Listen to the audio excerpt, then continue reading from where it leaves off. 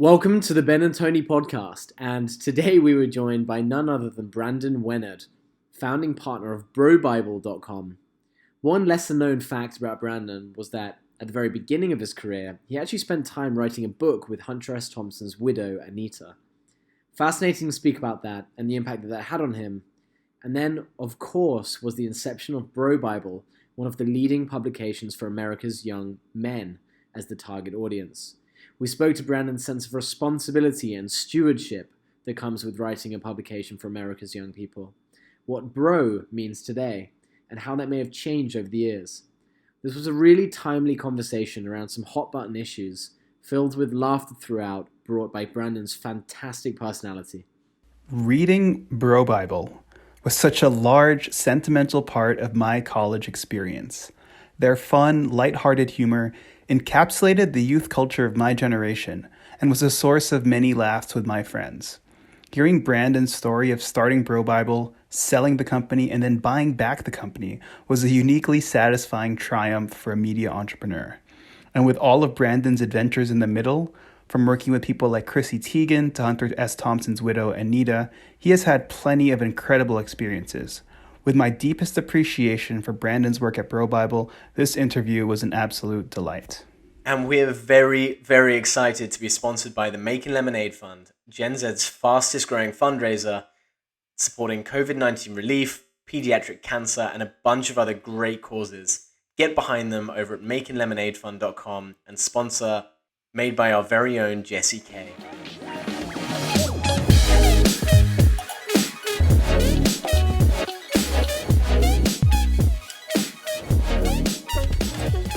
Thanks, guys. Thanks for having me on. I'm stoked to join you. Yeah, thank you. Hey, Brent, before we get into the first transition, I'd love to just know maybe more about your background. Like growing up, where are you from? What kind of stuff were you into? Was the life you lead now something you've had in your head, or did it kind of stumble into that? 1,000,000% stumbled into it, like in every way possible. I would say that, so I'm from central Pennsylvania, a town near Gettysburg, Chambersburg. Went to college in Pennsylvania at Penn State, and was studying to be a English teacher. Actually, my degree is in English education, secondary English education. Did the whole student teacher thing. Taught middle school English for my student teaching.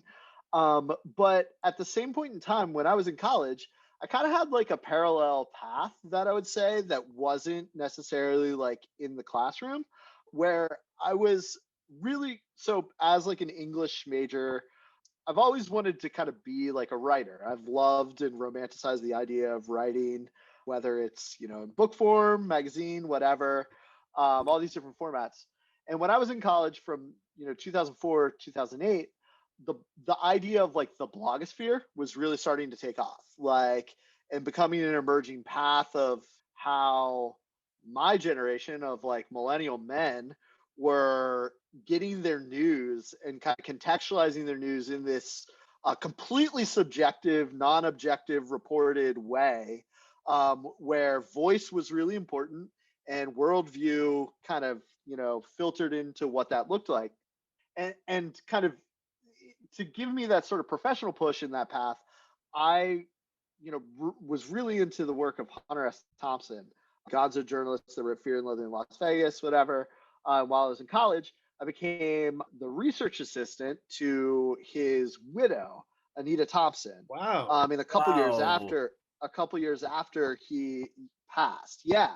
So I worked to put together a book project while I was in college as a research assistant, using like all the resources of a Big Ten library and everything like that. Because at the time, like the information services of the internet weren't at the level that they are now, 15 years later.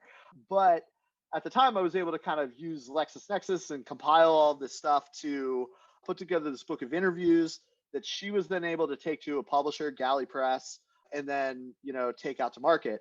But basically, like, it was my project for working with her and researching stuff and, archiving things. But in the meantime, officially in school, I was, doing the kind of the English education thing.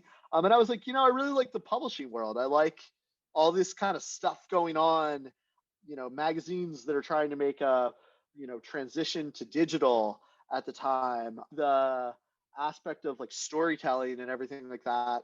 That was, kind of what put me on the path of, getting involved after, I moved out to Colorado to live at Owl Farm and put the finishing pieces on that book. And then when I moved back east, was freelancing a lot for, just what publications were looking like at the time. This is after college. It was after college. Okay, it was so easy to get like freelance writing work with companies that now are very big and reputable, have a really big footprint because they were just starting off. Nobody really had a budget. And so like really established freelance writers were still getting $1 a word print money, etc.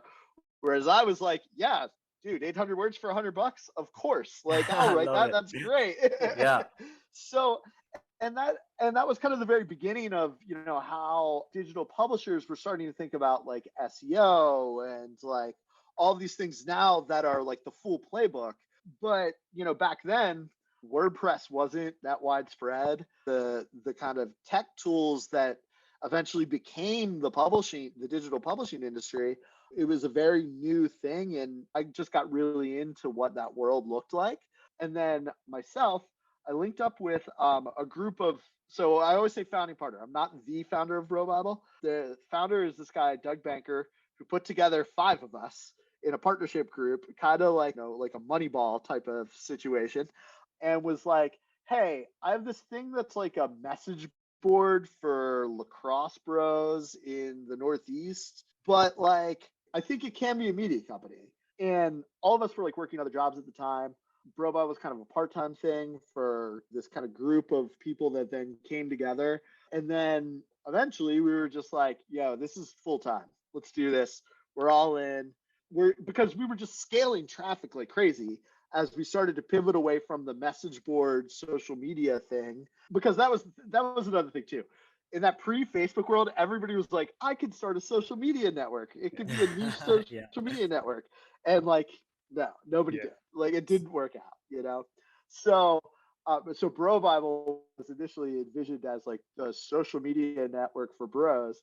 But we were like, look, the stronger business path is to be a viable digital media publisher that puts things in perspective for this generation, specifically skewing to college age to post-grad life. So we just started doing that. That's amazing. I mean, this was around the time of your first major transition to actually dive in from being an English teacher to getting into freelance writing. So if I'm not mistaken, so your freelance writing was like your main job, and then BroBible was something that your buddies came together about saying, hey, let's do this as a potential part-time hobby kind of thing. Can you tell us about like your impression at that time? Did you come into it? Anthony, quickly, before we go there, because I'm just so insatiably curious about this. Hunter S. Thompson, you're working for his widow. Yeah, tell us about that. Point, what was the experience of doing that, and what was she like, and the experience of building the book? Absolutely. For a 21-year-old, 22-year-old person that loved Hunter's work and just absolutely triumphed what his cultural commentary looked like, and his kind of rebellious nature and everything like that. I mean, dream come true. And really it just came because I wrote it all kind of, it's funny because it all kind of ties back to the idea of the blog. Anita started a blog after Hunter's passing to just kind of like work her thoughts out a little bit on the community that was around him, and kind of put that out there so that people could kind of check in on her via written form. And I had come across it while I was reading so much Hunter S. Thompson, and I wrote a paper for like a English lit class where I talked about Fear and Loathing in Las Vegas and the American Dream and all these themes and everything like that came up. And it's just like on a whim, just pure dumb luck, like just sent it to her. And she was with a like, hey, like, I really like your blog. I'm a big reader. I was a huge fan. And I also mentioned how, like, as an English major, Hunter's work came up in classes a lot. And that was like the coolest thing to her, was that college kids were talking about Hunter in an academic setting. And eventually we just kind of traded correspondence back and forth. And she was like, hey, look, I have this thing, I have a little bit of money I can pay you to do it if you want to like do it. Like, but really I want to take all of this like data and put it into printed Word and make sure we have all the rights acquired to it and like sell it so that this can live in the canon of Hunter S. Thompson forever. So fascinating. Wow. And, I transcribed all these like audio tapes from the 70s, a lot of the stuff from the 80s, stuff that writers for like Playboy back in the day that would have like tagged along with Hunter while he was on like a speaking tour were just like keeping audio notes of it, was like transcribing a lot of stuff like that, but then also providing like references to that historic time frame too, so that it was like contextualized in the overall canon. It's so fascinating. I mean, it's super interesting, right? Because everyone knows about his death, and I don't think her story will ever really have been told, and it's not really spoken about too much. But to lose a husband who is such a cult figure and represents so many things for so many different people, Yes. yet she had this kind of like personal interaction, which was probably Yes. not quite those things. Absolutely. Absolutely. And, well, I don't want to speak for her, first of Yeah, all. sure. She still is a very, very dear friend and mentor in a lot of ways. A lot of our work together was on the idea of legacy for somebody of letters like that has such a vast amount of writing or whatever out there in the universe and is beloved like that. It's kind of I don't want to say it's a sculpted thing, but it's a very like curated thing of how that gets put out there to the public and packaged up and everything like that. Anita's done a tremendous job of, I don't want to say navigating that, and it also isn't just Anita. It's everybody that kind of was in that orbit, in Hunter's orbit, that really believed in his virtues and values and championed them to kind of story tell it in their own way. And that's what I think is so great about some of the way that Hunter's media legacy has looked over the last 15 years with the Rum Diary and like Gonzo. I actually went to the premiere of the Gonzo documentary, which is, I think it's on Netflix. I don't know. It was Alex Gibney's documentary, which was one of the craziest. That was like a moment where I was like, I want to work in publishing for me, because I was like 22. I was wide-eyed, but I'm in the room with these absolute titans of the New York publishing industry. Mark Cuban's production company, I think, financed that documentary. It was like Jimmy Buffett was there. All these like people that were just like culturally adjacent to Hunter over the years. Various like editors from Rolling Stone back in the day and all that stuff. Annie Leibovitz. It's just it was cool, and I was like, I love the publishing world, and this is like where I see a place for myself. But hence the transition, though, too. Let me kind of like tie it back to the transition. Sure. When I was freelance writing, I mean, I was just taking jobs from anybody that would pay me to put words together on paper, like, to be honest, like, and a lot of it was very like niche focused. My first gigs were for AOL and a travel site called Sherman's Travel, which actually a travel newsletter called Sherman's Travel, which is like a boomer 50 plus leading like media property, but incredibly successful property. But it was just like literally just writing a lot of copy, figuring out what my voice was in that, and figuring out how to commoditize my voice to a lot of places. But then eventually being like, okay, my path is either going to go, at the time, I'm either going to go the corporate media route somehow and like figure out how I'm fitting in like an organization that's established. I think I sent in that time frame, I remember I applied to a job at Complex because I was like, oh, this seems like a cool, like new, company, whatever, like something like that. But then the other path in that transition was, or I could figure out how to be a part of something where I make it my own, Yeah. And that was, and BroBible was that. And that was like what won ultimately at the end of the day, just because I think the thing was like, all right, when you're in on the ground floor of an organization, and helping to like come to a consensus with other people about where something is going. There's a lot that goes into that. There's data, there's what works and what doesn't work. There's capital, like there are all these things that kind of come together. And BroBible was the one where I was like, okay, cool. We have this like little tiny audience of people in the Northeast that know us. How do we make this a national thing? And how do we seize the imagination of like a generation? Really, it is. How do we seize the imagination of a generation? And how did you all come together? So you're saying there was this one main founder, and were you buddies from college? And you were all like, no, everybody thinks that. We all just so it came together. It's so funny. We were not buddies from college. Basically, I came across BroBible as like an internet user, and I saw a post that they were looking for like writers and contributors, and I was like, hey, I'm right here. Here's my work. Let's do something. That was it.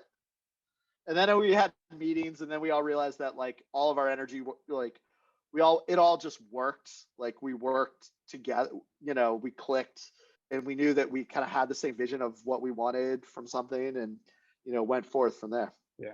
And what was BroBible in its very first iteration? Oh, and I should also say, being in New York City was also a really key part of that dynamic too. I don't think it would have really been possible if I wasn't in New York. Just because of the people, everybody was there, the culture on media at the time, the audience relevance too. Yeah. All of that. Audience relevant, the culture and media, the idea too of just being able to sit in a room with people and bounce ideas off of each other, or like go to a bar and talk through like ideas and stuff like that. I don't think that we would have been able to, we wouldn't have been able to start BroBible if like it was just a remote work. Yeah. Like, let's ping each other on instant messenger all day thing. Where it really started to take a life of its own was when we could be around each other. Got it. That's interesting. And so it really started as was it a lacrosse jobs board or something for in Eastern USA? Jobs. Yeah, lacrosse, like Northeastern lacrosse college, like lifestyle, like Laxbro thing. It was in the wake of like this viral video, Ultimate Laxbro, which like took off and was huge. Yeah, you know what I'm talking. Brenton Whitworth. Yeah, I have flashbacks. It was like a cult. It was a cult sensation, like with just like dudes in the Northeast, because I think for the first time, like a content creator was like capturing the culture and inside jokes of like a certain type of person that wasn't really being projected in the media and wasn't really like coming to light yet in the internet. So that was the wave where it was just a little bit of like a ripple, but then it started to just grow and grow and grow. Like the early days of BroBible were really just us embracing things that we felt like were viral amongst everybody in our age group. Does that make sense? Like, bros, like the icing phenomenon, bros icing bros. That was like a watershed moment for us. Yes. As a like organization, as silly as it is, a meme where you're just handing somebody a Smirnoff Ice and they have to like chug it. But BroBible got credited in the New York Times for that, for like basically causing that to snowball. And like that was when we were like, all right, like this is the DNA. We embrace these viral moments that are culturally significant amongst a certain demographic, but we find the through lines of that in other pillars of culture, not just like meme moments. Yeah. And that's what BroBible becomes eventually as a brand. Does that make sense? Yeah. Absolutely. And I think that's a really fascinating way of thinking about it. I'm curious, and we may get to this later as well, but if you're going to do something similar today and embrace something that's, maybe a meme that's underserved in writing, what would you go for? I don't know if I could answer that, to be honest. Like I would say everything is so niche these days. Yeah. And I always say that I genuinely mean it. Like we could not start BroBible right now just because, the internet, like as the platforms have grown and it kind of put everybody with their very sophisticated data in their own kind of lanes, about affinities and interests, it's really hard to be just like a rowdy men's lifestyle like blog that is trying to stick it to like the glossy magazines of the world, like, you know, the Maxim and GQs and like those the old people things, as we like to call them back in the day, you know. Yeah, for sure. Well, it sounds like in many ways these kind of those new digital media brands of that era have kind of paved the way for the big media brands of today. Would you say that's true? And in what kind of senses would you think that's the case? I 1,000% believe that, like, in a huge way, because I think, first of all, there wasn't a lot of organizational structure to what being a media brand looked like in, you know, that time frame. I would say the people that were really like, there were a handful of us that I think were really like embracing it and doing it really well. Like Gawker Media, I think, is a great example of a brand of, you know, a blog brand that had a really great cadence, a really great rapport of how it talked, you know, spoke with its audience and everything like that. It broke news, everything about it was just like very beloved by a group of people that maybe didn't expand that, and it didn't expand that well past, you know, just the confines of the internet and its own properties. I think we were trying to model a little bit of ourselves after that. But then at the same point in time, I also think that like what Dave did with Bleacher Report was so important for sports media, because it was the idea of, hey, you can write about sports, but you don't have to just be like your team's like there's some flexibility across like the property of like how things can work. You don't have to think of yourself as the beat reporter for like your favorite hockey team or something like that. You know what I mean? Bleacher Report does it all, like when it comes to sports. And like we just, you know, long admired Bleacher Report as a business because of that, like those capabilities to capture young, hungry content creators back in the day, and give them like a big platform, because that was a lot of what we did too. We were like, hey, look, you're young and hungry, you want to create cool content, you want to make people laugh, like, but you don't necessarily want to be tied to an organization like, you know, College Humor, where it's your job to do it every single day, and, you know, sometimes that misses or whatever. Like, come make some stuff for us, use it, go on to the next thing, like do it, and, you know, we'll create like kind of an alumni network, if you will, of like what, you know, BroBible looked like, to put you on the path you were on. Yeah, I'd love to dive deeper into how icing that as a meme might have parallels with memes today, because, well, for one thing, it's kind of like when I was in college, people were icing each other all the time. It was like just Anthony, where'd you go to school? So I went to high school in Connecticut and then college in Ohio. That's why you do BroBible, because you grew up in Connecticut. It's fascinating to me that icing, if I understand the way you described like how BroBible caught on to that, it wasn't like someone at BroBible invented it. You saw someone in a school or whatever do it. BroBible amplified the icing, then suddenly the whole country signal boosted it. Right? Yeah. Yep, exactly. We signal boosted it, and like that was that has always been so important to what BroBible is, you know, or sorry, in that incarnation of what BroBible was, it was a lot of like the cycle of, you know, hey, people at my school or people at my college are like doing this, like here's picture, you know what I mean? Here, like, look at it, like, you know, can you guys like write about it and like, you know, put it in context so that people elsewhere like know of what it is? Because like icing as a phenomenon in that era of like of the social networks, like it wouldn't have gone viral. It wouldn't have like taken off or anything like that. You would have just posted it to Facebook and maybe your friends would have saw it or something like that. Maybe it would have been like, you know, maybe there'd be a couple funny moments in those silos of people, but it wouldn't have had the ability to transcend to a national story, you know? Yeah. Well, and so we really embraced that. And people would just, with the icing thing, as soon as we started like talking about it and posting it and being like, oh, it's really funny to do this. I think we did like a top 10 list where we were like, you know, just something silly, like top 10, like best ways to like surprise somebody with an ice, and it's like bacon in a birthday cake, or like, you know what I mean? Like I know silly exactly. things like that. Like I think we did something like that really took off, and then people started like sending us pictures of them like at graduation getting iced and everything, like, and you know, that was just like a big part of it, was like the feedback loop of listening to our audience, like saying, hey, this is cool, like let's put this out there, and then keeping that going for a little bit until it was time to move to the next thing. Because I see parallels between that and also, let's say, TikTok challenges, right? TikTok doesn't create the challenge, but someone does, and then it gets popular on TikTok, then amplified that suddenly I'm doing the challenge, or like an Instagram meme. Like, and it's interesting because I think there's a couple of business models that have been based around this. Obviously, TikTok is like a tech platform, but you also have like, you know, these like Instagram meme media companies like Jerry Media, like Fuck Jerry. They don't create their own content. They essentially like kind of take memes and then amplify them in a way. Yeah, exactly. And it's all of it.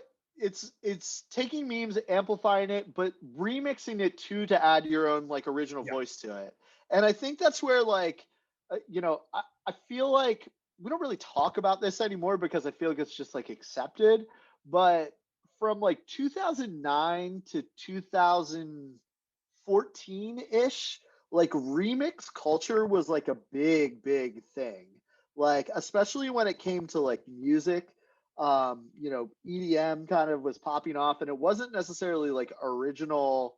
It wasn't necessarily that it was like original music all the time, like Girl Talk and like White Panda and all of these groups, like they, you know, would attract headline sets at music festivals to, you know, tens of thousands of people just remixing things, you know what I mean? Remixing other people's IP so that it was its own, you know, thing. Super Mash Bros, exactly. I think we did a couple of shows with Super Mash Bros. Because we love their name. It's a cool name. We did, yeah. Well, and that was the other thing too of that time period. And I think that like is how meme culture kind of came to be in a lot of ways.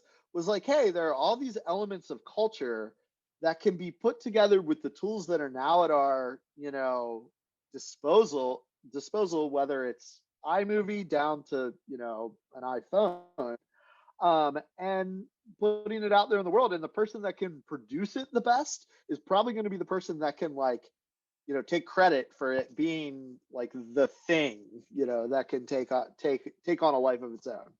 So could you tell us, Brandon, from the moment you started with BroBible to the big moment when you guys sold it in 2012, like what was the story behind leading up to that moment? What happened there? Tell us a bit more about that. Yeah. So this was such an exciting time period because you know, traffic on the site was like every month new record of like traffic growth. There's just a lot of things coming into the fold there at the time because technology was starting to take off. People were transitioning from Blackberries to iPhones. So like the idea of being able to big moment, exactly. Big moment for somebody to be able to like just check a website all day, all day long, and kind of check in for, you know, news updates or whatever. Facebook pages just had started to take off. So that was obviously a big like growth moment for, you know, digital publishers. So, you know, we're scaling the site, we're doubling down on original content, we're doubling down on how we talk about things like Bros Icing Bros, EDM, sports, in a unique way to this audience. And then in the meantime, we had to find revenue streams. Digital advertising wasn't there yet, to be honest. Like, interesting. So, like, you know, AdSense was around for Google, and everything on the established publishing side was very direct sold, and very like, you know, salesperson goes to a media agency, buys whatever. So, in order to scale the business, we started getting into concert promotions where we just riding this kind of cultural wave at the time. We were like, hey, look, this like DJ is really popular in this demographic. Like, if we bring them into New York City, how can we have a deal where that's like a revenue positive event for us. So we just started doing concert tours and a lot of like stuff like that, concert tours, bringing in like emerging generational talent into like big, basically 1,000 to 3,000 room person venues in New York, and then figuring out like rev splits on what that looked like with like the venue owners and everything like that. Like a little bit of that was like, hey, and our value prop was we're bringing an online audience offline, like, and brands love that for sponsorships. A lot of like sponsorship sold in a concert venue there to like Diageo and like Jägermeister and like places like that. So that was a huge revenue boost for us. But in the meantime, our traffic is skyrocketing like crazy, and it's way easier to run a digital digital publishing company than it is to run a concert promotion company.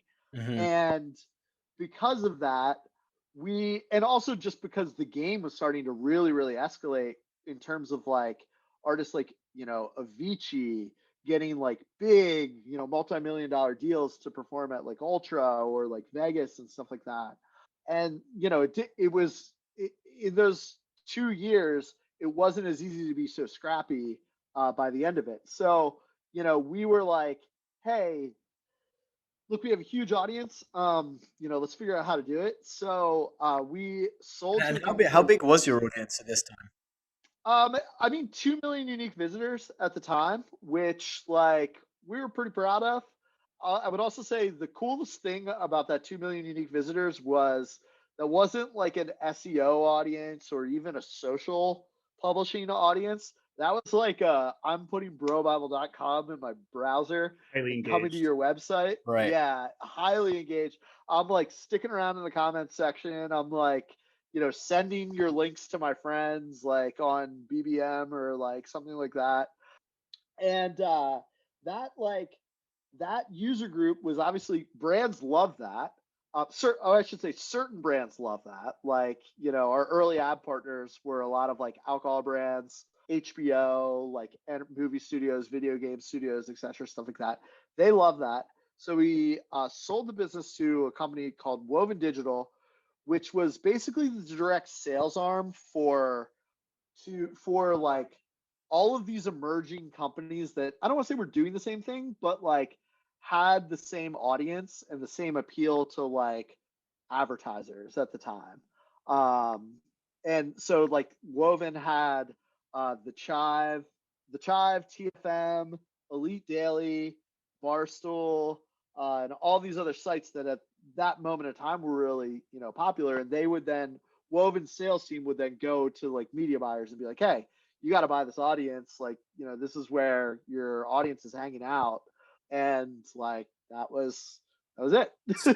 so it sounds like, was Woven Digital like a holding company for the sort of like youth culture kind of publications, like all those ones you mentioned? Yeah, I would say so. That was the goal. Like, and then eventually, after a couple of years of us being an O&O in there, while they also had rep deals and everything like that with other organizations, they then acquired Uprocks and the full uprocks.com, and then the full kind of vision for what that company became was basically just like Uprocks as like a culture destination. And BroBible kind of played second fiddle in all of that as we kind of grew, and we wanted, but in the meantime there were other things that we were able to do, like on the video front, on some cool stuff with like content creators. I always like to say that like the two ones that like really kind of stick out to me are like, one, this was like 2011-ish. We brought Chrissy Teigen on to do like a relationship advice column. Nice. I don't even know if she was like dating John Legend at the time, but like we had like a great rapport with her. It was really funny because like it was just like an email thing that my colleague Alex was like, just trading emails back and forth, like, hey, do you want to like write an advice column for us? She jumped at it. It was great. And then a couple years later, I like ran ran into her at an event. She was like, "Oh my gosh, that was like such a watershed moment for me. That was so much fun." And that's like so cool in retrospect, you know. Yeah.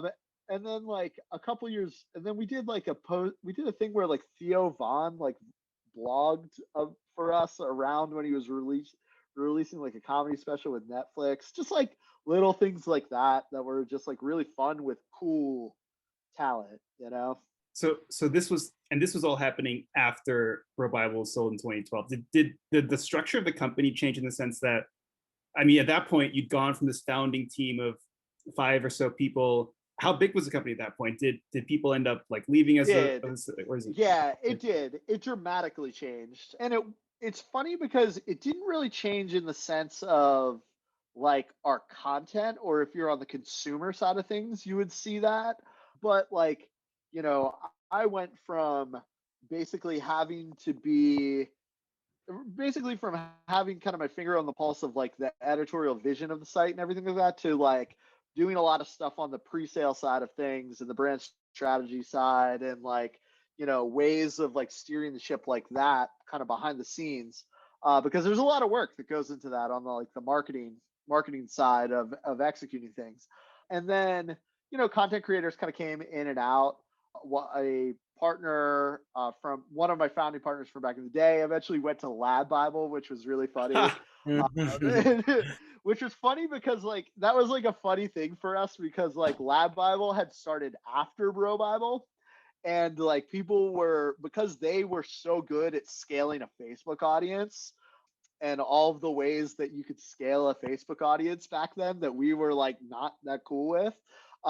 It was funny because people would be like, "Oh, like BroBible's the American BroBible," and like we were like, "No, we were first." Oh my gosh, it's amazing. But nothing but the best. He had you know, and he then eventually moved over to the UK and like and all of that. But yeah, I mean, you know, you look, when you sell your company, like other people are in charge of your destiny. That's all there is to it, you know. Well, I mean, we've interviewed a few people who've gone through an acquisition, and sometimes it's a wonderful experience, sometimes there are ups and downs, but yeah, it's clearly a pivotal moment in BroBible's history. Then what's really interesting is when you told us about your story here before we got on this call, you actually ended up reacquiring BroBible in 2018. Is that correct? Like, how does that happen? Well, basically, you know, Uproxx sold to Warner Music Group, and we had the chance. You know, we were like, "Well, what are you going to do with BroBible?" Because we had always, you know, like, I don't want to necessarily say that like we knew that people like yourself and Anthony knew of us. We knew we had a really strong audience in terms of like what our visitorship looked like to the site. And we knew that there's an opportunity for the brand to kind of have this third chapter, essentially, because that's really what it is. I look at it in that there are, you know, 3 very distinct chapters of BroBible, like the founding years, the 6 years of ownership and operatorship under another company, and then in summer 2018, when we reacquired the business, we had the opportunity to run it, owned and operated, and basically start a new business with a brand that had existed for, you know, 8-9 years prior, like at that point in time. So, you know, when that opportunity kind of came to light for us to kind of do that, we were like, let's do it. Like, you know, why? You know, it was one of those things where it was like, okay, what are we? I don't, you know, you kind of do some soul searching. Like, you're like, all right, like, what do we do? Do we all just like go our separate ways? And like, if you think about it, like, and that's the other thing too, all of our colleagues, like, it's a very tight network still of like content creators and like everything like that. It kind of becomes like, all right, do we all just like become a band and do our own solo careers here and go like our own way? Or do we like, you know, put forward a big way to, you know, turn this thing into another chapter, which is what we, you know, now 3 years in have done, is like I said, old business, but revitalized it, started banging on a lot of like brand doors on the advertising, you know, side of things, figured out new distribution channels that were kind of emerging, in the last couple years within Uproxx, to give new light to the audience, and then also bring in new content creators and just like have people experience the brand in a different way. I don't want to necessarily say that we're like a nostalgia brand. We're not. We're a men's lifestyle brand. But oftentimes when we work with people on the advertising brand level, which is, what almost all of our businesses, everybody understands that they're like, yeah, you guys are like the ones that like stood out from the Esquires and GQs of the world. Like everybody knows exactly what they're buying when they advertise with you guys. And like, we're happy as a clam doing that.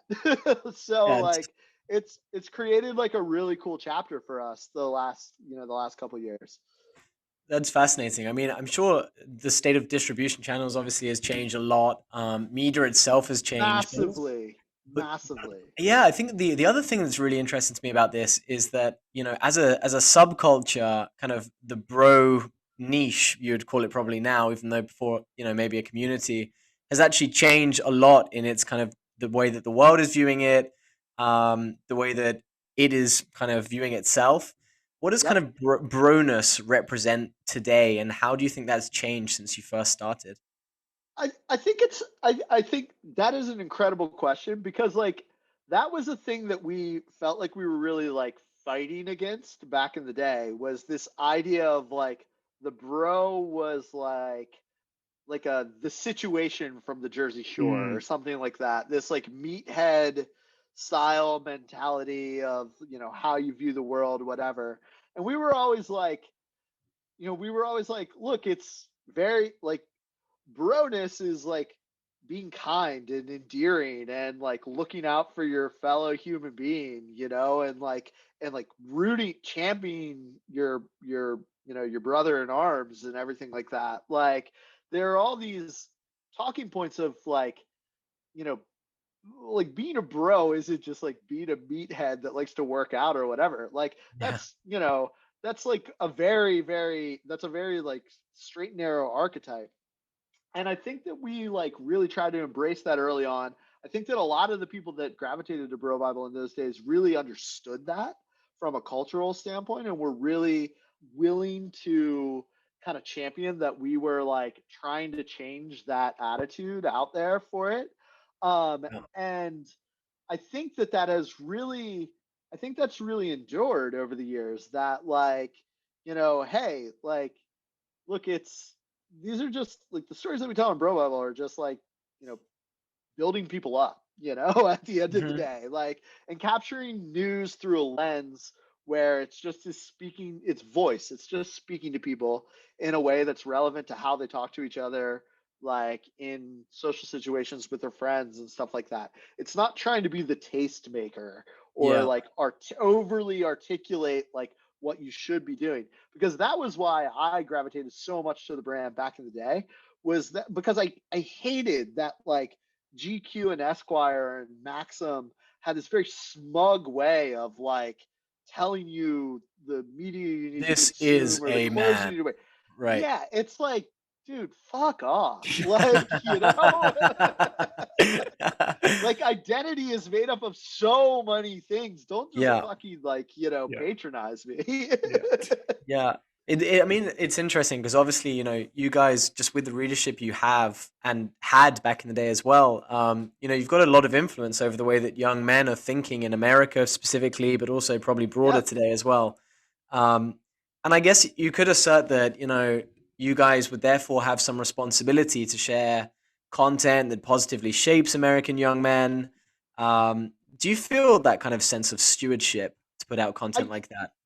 I do. And I think that we've done a really good job of that, like over the years. And I think that, like, for example, back in the day, and this is like 2011 or 2012-ish, somewhere around there, we were like really fascinated by like the mod of a Reddit sub called Gay Bros.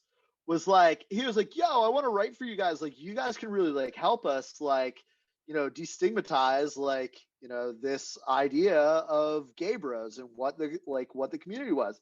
And the guy's name is Anthony. I was like, Anthony, you let's do it. Write it. This is gonna be great. And we need to these are the kind of gender conversations that we need to be having about, and it's not necessarily it's funny because I don't even see it as destigmatizing anything. It's just that there wasn't a great conversation being had in media organizations for consumers to read and interact with. You know what I mean? So signal boosting those little things, I feel are a big part of our identity along the way. That was a great example of it. I remember there was a brief craze around the dad bod, for example, where this is where when the idea of the dad bod started to really take off as a gender, or as as a cultural conversation with millennial men and women, and we had a piece go so mega viral on that, because you're talking about body types, people are going to chime in and have their thing to say about it, whatever. But to me, it's look, BroBible's got to embrace those little moments here and there. The thing where I think things have been strange though, and this is just an environment thing, is we've always tried to decidedly steer away from politics, but when there's a political cycle, it's impossible to be an internet publisher and not kind of have get caught in the crossfire of what politics are and everything like that. And that's that's something that to me is a very, all right, we stay straight ahead, we cover social movements in the NBA and in sports and everything like that, and people will chime in and like us or not on how that is, but ultimately that's just a reflection of where the culture is at any given moment. And it's funny because you can see the people that lean into wanting to appease that from a dopamine dump or something like that.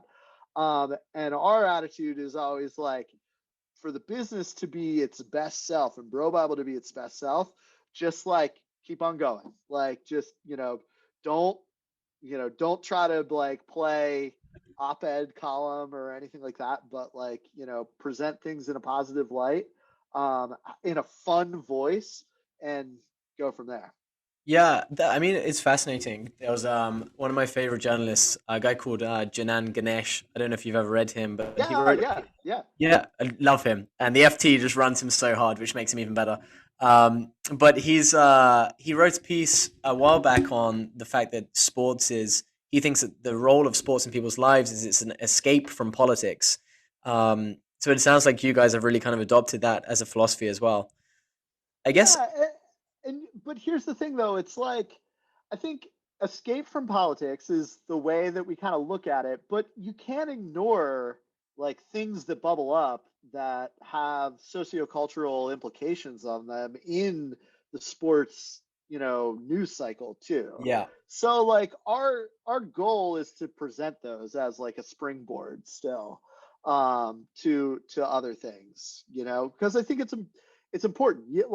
I think sometimes if you ignore something too much, that it's you look tone deaf, Right. Yeah. And I guess actually a question on that, because there's been a little bit of a culture war going on, I guess you could say, or a backlash against broness or lad culture in the UK, if you're going for the lad Bible side of things. Do you think that, there is a problem, or do you think that the media has kind of generalized a minority of smaller, more negative cases?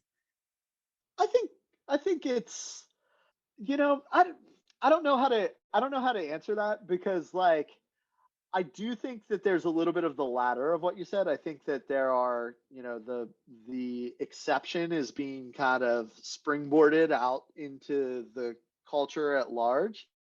I think though that in the United States, for example, I don't think that the idea of the bro is necessarily something that gets lumped in with like insurrectionists or like something like that. I think I think people are smart enough to see that that's not really the case.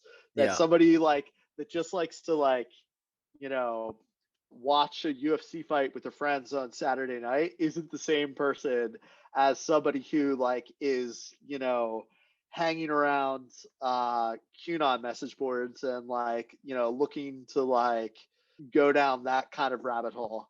And BroBible leads towards catering towards the person that wants to just, watch a UFC fight on Saturday night with their friends. Yeah. But like inevitably, these conversations do come up though, because like I think that that's like a thing that, people have a hard time separating those archetypes in their head because, I think that's true. they see a person and they say, hey, that person like might not be very like, there could be a like the thing that, what was it? The thing that was driving me crazy for a while, what was it? The Bugalo Boys or something like that? The guys that were wearing Hawaiian shirts that were like white supremacists or something that drove me crazy because it's like I love Hawaiian shirts. I don't want to be considered a white supremacist. Like, Yeah. you know what I mean? Like, I love them. And if these assholes are ruining, things that can be cherished widespread, that just sucks for the rest of us, But I also think that it's, in a lot of ways, a part of our stewardship is to be able to say, like, hey, don't judge, don't judge, like, because, I'm just like a fat dude that likes wearing Hawaiian shirts. Don't lump me in with these people, please. Yeah, that makes sense. You know what I mean? Like, that's Yeah. another dynamic of the conversation that, like, we have to have with our audience, and also part of what our mission is, in as part of that. So I'd love to get your take on the creator economy and these trends of what media is evolving into. And I guess the specific angle I'm really curious about is that if someone were to start a media brand today, what we're seeing is that media brands can be just based around people much more than the need for having like a broader organization. And someone could be like a micro media brand by starting a Substack, their own blog, their own YouTube channel, which are things that didn't necessarily exist to the same extent when BroBible was founded. What's your thoughts on this sort of new type of media that is roughly categorized as the creator economy? Yeah, I mean, I love it. Like, power to the people. You know what I mean? It's so cool. Like, it's so cool to see people be able to take their kind of destinies into their own hand. And like, I think that it is really exciting for people to have the tools, for audiences to have the tools at their disposal to be able to build a content creator up to an incredible level. That said, I do think one thing that's going to happen, I do think one of the things that is going to be interesting to see over time is the longevity of what that really looks like and the ability to reach new audiences, like outside of things being siloed in kind of somebody's own bubble. And that's where, like, I've heard Dave, for example, I've heard him say a lot that, media cycles are just, it's the nature of the beast that, things just cycle. Like, Yeah. it happens, something's hot, and then the model moves towards like what something looked like, a while ago. The classic analogy is like magazines of the 70s are what became cable, like MTV in the like 80s, which then became like the internet empires of like, the aughts and everything like that. I do think that one of the things the creator economy is going to have to figure out is, like, that's why people link up and create businesses by making things together, is because there's less pressure and more longevity in being able to group together and have an equal ballast to what it is you're doing without burning yourself out. Like, I think that burnout is going to be a real big thing in the creator economy, especially with like some of these newsletter creators. Writing's hard. Like, when I see people say like, oh, I want to start a newsletter, it makes me think of like all of the like live journals from back in the day, or like Zanga pages, or like Tumblr blogs that were great in the moment of time, but then eventually people are like, it's not that they lose interest, it's just that they like realize that it's really, really hard to write every day and make a good living doing that, Yeah. like, and that is something that eventually is going to happen with subscription too, in that with paying subscription, and it doesn't matter how much money you make, eventually you're going to get burnt out on taking all of those reps over and over again. But it's in its infancy, and it's cool to see it happen. I do think though that eventually there's going to be like, you're going to start seeing these creators group up, form media companies, and become the next BroBibles of the world and everything like that, the next College Humors of the world, the next whatever complexes. And I think that's really exciting, to be honest. Totally. And I think I mean, I know we've spoken about it before as well, but when it came to like building audiences, I think a lot of people focus on kind of organic growth of audiences and, building into a community that you already know that there's, certain, as you said, there are these moments that you latched onto and you built through them and you gave a voice to what you were doing. It seems to me like there's kind of an emerging conversation around acquiring audiences. Yes. What do you make of this kind of audience acquisition through maybe buying a, I don't know, Reddit power user or an Instagram influencer account or anything else? I I don't I mean, I understand why people do it. Like, I think it's important to, if you just think about it like a nozzle on a hose, it's important to like direct people that have an affinity to what you're doing, directly to whatever it is that, people with that alignment, finding that audience that way.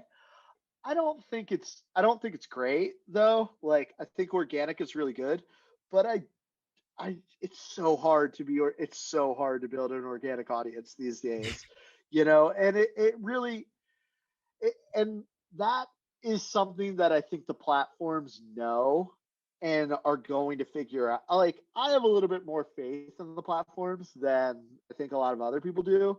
I think that like the Facebooks of the world and the Googles of the world are going to, they're going to want to make discovery easier over time as the AI gets more sophisticated, as alignments with like affinity groups gets more sophisticated.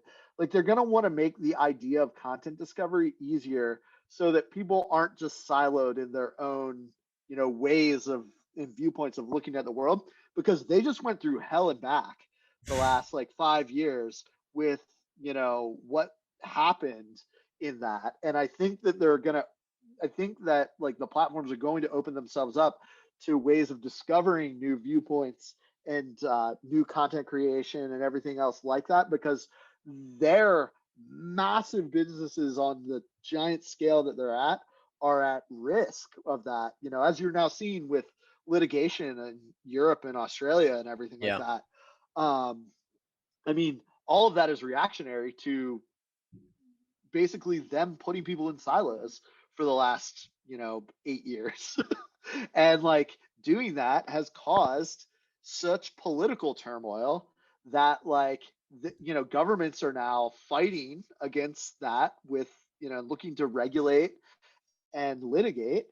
And they're gonna eventually they're gonna just have to open up the idea of discovery there for even if it's not in the best interest of their advertisers, it's in the best interest of the longevity of these gigantic multi-trillion-dollar corporations. So, Yeah. it's an interesting time for that. How do you guys how are you kind of thinking about growing your audience from now onwards over the next kind of 5 years? Yeah, we do. So we do. It fluctuates. We do. I think we did 7 million unique visitors in January. We're very diversified in our traffic stream. It's Facebook is still a big driver for us, but it also search is huge. So, which I always like to say, search a lot of people don't talk about how important SEO is these days, but the people that know SEO are important, like, can't say it loud enough, like how important it is, because people are always curious, and Google is that tick to, discover information for, most of the world. So search obviously is massive for us, and direct is still a very big part of the brand. And a little bit of that is in how we bring content creators in to, like, work for us, and kind of grow in these organic ways that are still part of the playbook from like 12 years ago. And that to me is like really exciting. Like, for example, we brought in Francis Ellis, was a content creator at Barstool for a while, and kind of, I don't know, I guess ceremoniously in their world, or unceremoniously, I don't know, he was like let go there. And we were like, well, the dude's a really good writer. Like, he's a really good content creator. Like, make a house a home here, and, put him on the team. And we did. And, he brought his audience with him. Like, and that's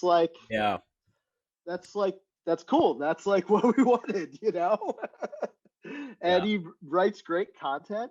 It doesn't, and he has really like clever takes, and they're clever takes to his audience. I will say, like, that's the thing though, that like a lot of what that has to look like is, all right, he has to speak to his people. Sometimes that doesn't cross over as well to people that don't understand, his kind of like humor.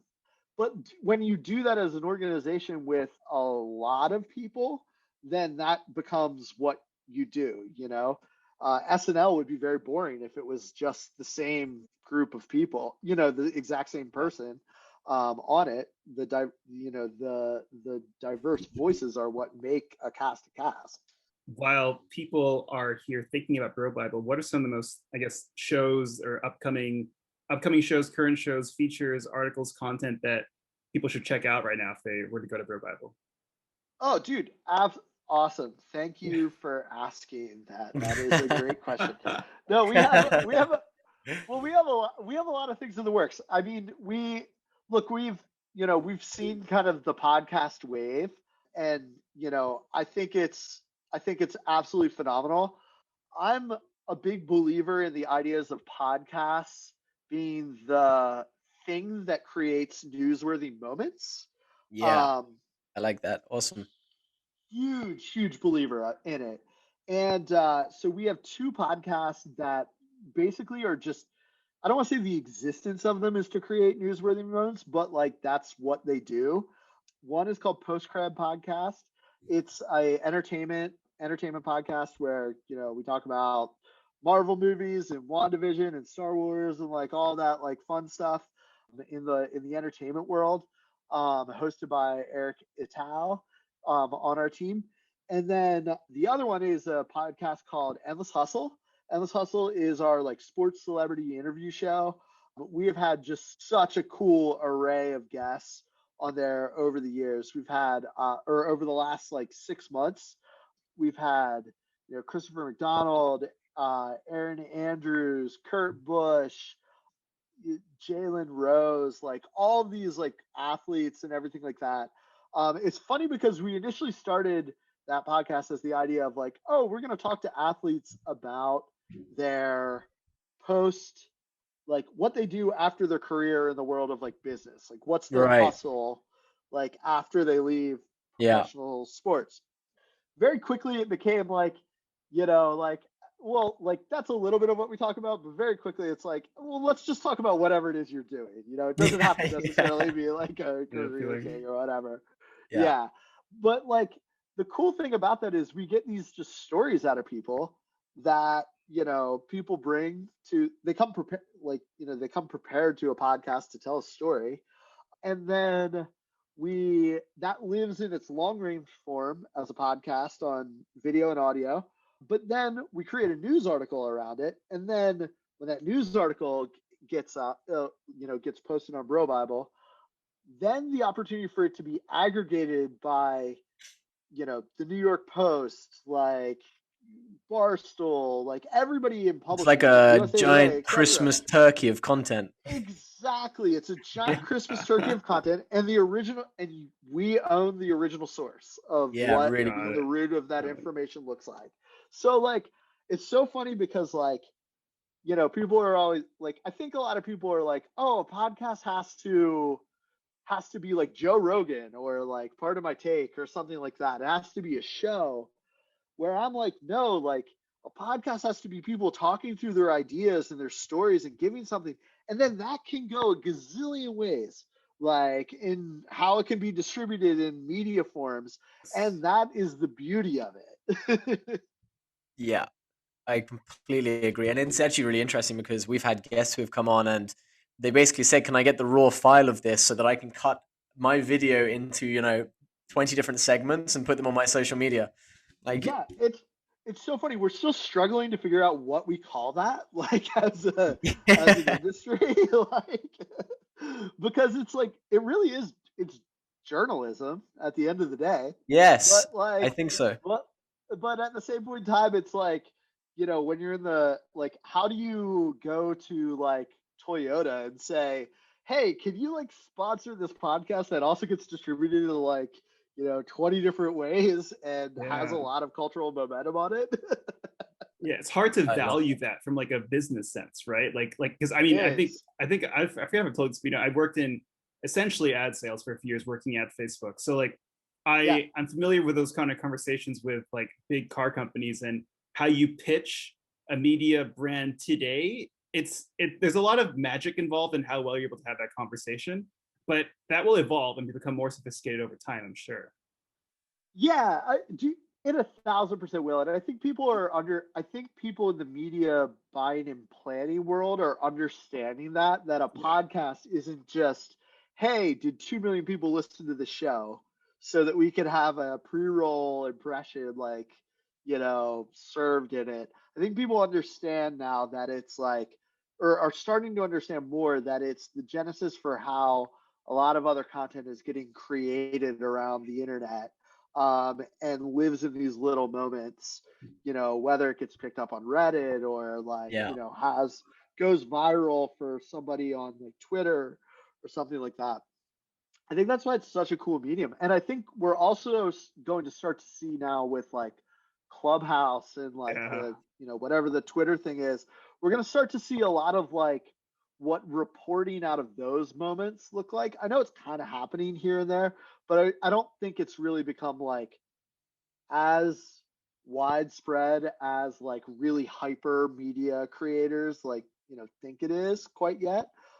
I always like to say that like I'm pretty sure my mom doesn't care about like what Elon Musk said on Clubhouse. Like, but someday when Martha Stewart does a Clubhouse, like, and reveals some incredible like story, like, there will be something that will be created, and she'll be able to read about that like in whatever channel she consumes it on.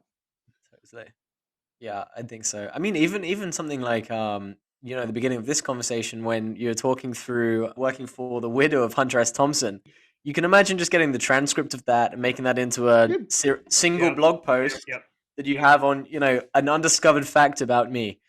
a million times over. It's so funny because like that's why I'm in retrospect so grateful for that opportunity, because it made me value or really understand, without having gone to college for journalism or anything like that, like, or wanting to work a beat as like a AP writer or something.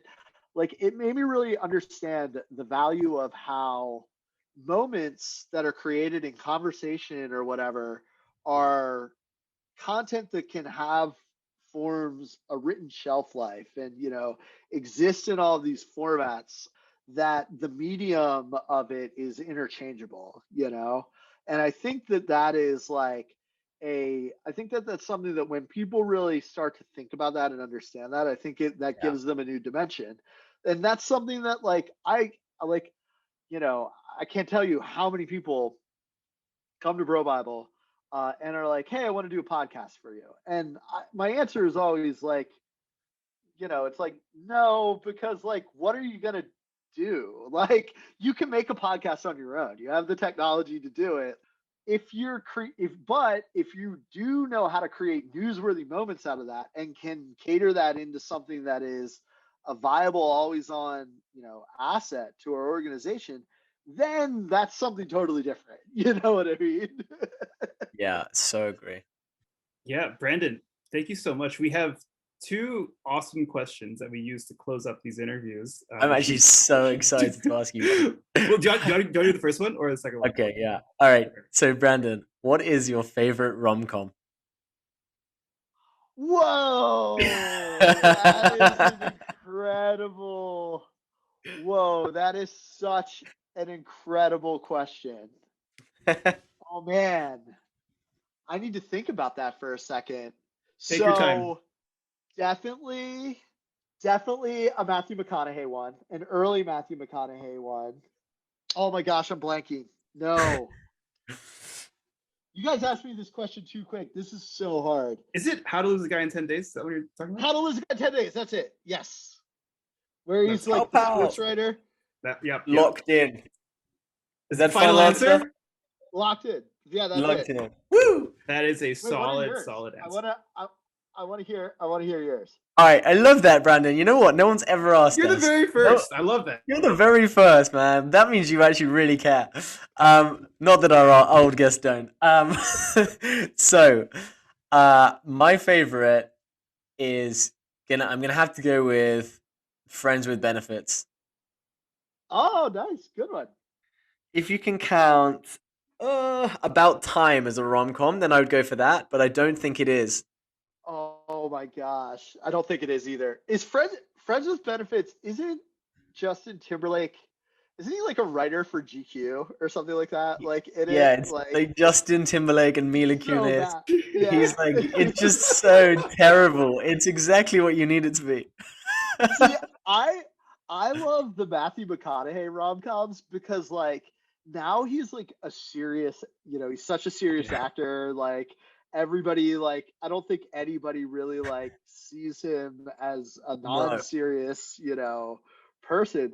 But there was like an era where there were like Matthew McConaughey jokes on late night making fun of him for being just like very binary, like rom-com guy. That was like his thing. Anthony, what's yours? Yeah, it's a tough one. There's a lot, but I do just have to go back to the classic that is Love Actually. I watched it like every year around Christmas time, and that's mine. Oh, you're such a romantic, Anthony. I know. I used to love Love Actually, but then I like rewatched it like years ago, and the cringe was so hard. I think that's a benefit. It's like you predict the cringe, you go in there for the cringe. Yeah, I think what is it? Richard Curtis who wrote that? Is he the same guy that wrote Four Weddings and a Funeral, About a Boy, Notting Hill? So that all of them are like I would easily interchange one of them with Love Actually, but I think Notting Hill. If you're gonna Notting Hill is the best of those. I was this close to saying Notting Hill actually, but Love Actually maybe because of like I think about Christmas time, and if you think about like the sentimental stuff around Christmas, that I thought about that. But Notting Hill is a very very close one. So like final answer, Anthony? Yeah. Okay. This might evolve over time, but I'm going to say Love Actually. So now I love it. The less important question, but we'll still have to go through this one, Brandon, is a more serious question. Now, if you were sitting across the table from your 18-year-old self, what would you say to him? Ooh, that is a great question. I would say don't stress out. Like I think that's like a thing because like just don't stress out. Like that's always kind of been my attitude towards life, but don't stress out, be chill, whatever. Because it's so easy to when you have your blinders on of building something in the day-to-day mode to just not to lose perspective of like what's really important and like how the rocky road that you're on is not really like it's just like it's unique to you, but it's not unique to life. Does that make sense? Like, and that to me, I think is something that is so easy to get trapped in when you're like building, when you're in a startup environment, when things are really lean, because that like you just have to remember that like they're like people have been through a lot worse, and like perspective, I think, is the most important thing that people can, have on their table. And at the end of the day, like, dude, BroBible exists to make people laugh and provide a fun, you know, viewpoint of the world and be the spark of some conversation. I am not here to uh, provide to do brain surgery or anything like that. Like, you know what I mean? And just but there are those moments that happen where you get really stressed out about things and you lose perspective and you don't Yeah. see the forest through the trees. And I think if I could go back and just remain just remind myself to stay calm in those moments, I think that's the most valuable thing that you can do. And with wisdom comes that, or with, as time goes on and with wisdom, that perspective is easier to maintain. Well, that is a wonderful, That's wonderful place for us to close. Thank you for that. And a brilliant answer. Like, just awesome. Thanks, guys. This was really, really fun.